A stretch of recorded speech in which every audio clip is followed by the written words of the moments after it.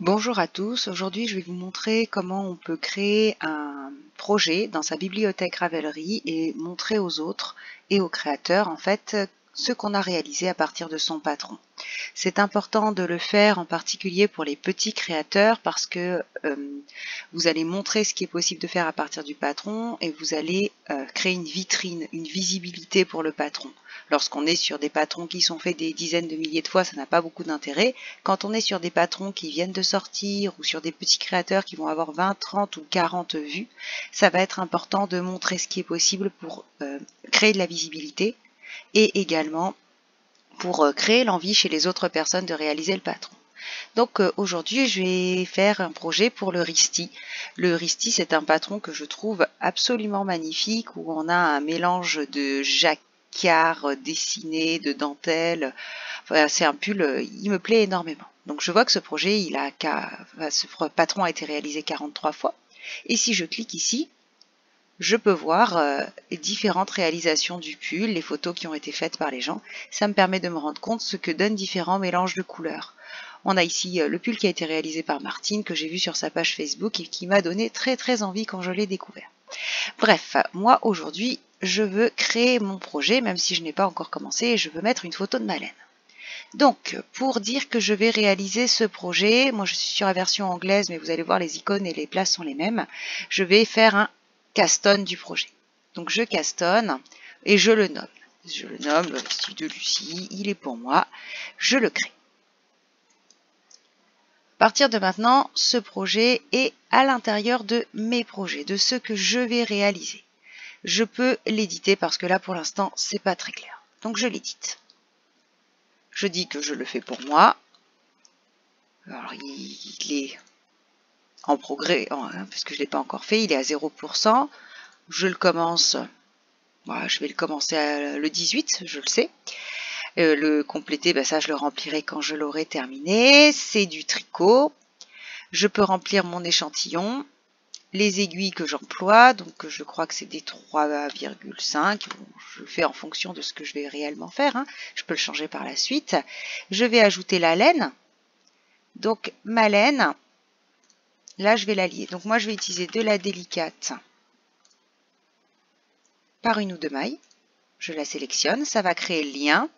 La couleur, c'est un gradient. Comme la créatrice de la laine a déjà renseigné cette laine, je sais que ma laine, elle fait 382 mètres au 100 grammes. Et projet de notes, superbe patron sur lequel j'ai craqué. Hâte de le mettre sur mes aiguilles. Par exemple, vous faites ce que vous voulez. J'enregistre mes changements. Mon projet, donc déjà, je vois que la laine a été enregistrée, les aiguilles que j'utilise ont été enregistrées, enfin tout ce que j'ai fait. Je vais maintenant pouvoir ajouter des photos. Mes photos, elles sont prêtes, elles sont ici. Je la glisse à l'intérieur. Donc vous attrapez un fichier de votre ordinateur ou vous faites sélectionner un fichier, vous le prenez. Dans votre téléphone, c'est la même chose. Si vous avez déjà publié la photo sur Instagram, c'est très pratique. Vous pouvez également aller chercher... voilà. Il est enregistré, donc je vous remontre. Add photo. Je peux tout à fait aller chercher mes photos sur Instagram parmi mes dernières photos. Alors j'ai ma connexion qui est un petit peu lente ce matin, mais là ça va charger toutes mes photos Instagram et je vais pouvoir directement les récupérer. C'est pratique également. Également sur mon compte Google, mon compte Flickr, mettre une adresse de lien si jamais la photo est déjà sur Internet, donc c'est assez facile. Donc là on voit mon gradient, c'est tout prêt, j'enregistre, c'est tout prêt, c'est fini. Voilà, mon projet est créé sur Ravelry. Si je retourne sur le patron, je vois qu'il n'y a plus 43 mais 44 projets, il y a le mien. Et si je cherche en descendant, en théorie, mon projet doit apparaître quelque part. Alors il n'apparaît pas encore. Pourquoi il n'apparaît pas? Parce que c'est des fois un peu long à se mettre à jour.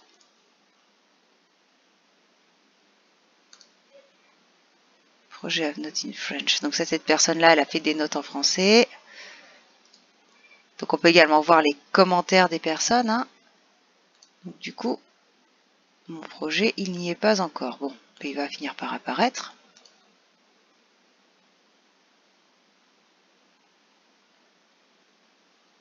Je vous mettrai le lien dans le commentaire si ça n'apparaît pas. Voilà, en tout cas, c'est tout simple, ça suffit. Si je vais maintenant dans mes projets à moi, vous voyez que mon projet est là. Ah, je sais pourquoi. C'est parce que j'ai mis que j'allais le commencer le 18 août. Si je le commence le 10 août, je pense qu'à ce moment-là, il va apparaître.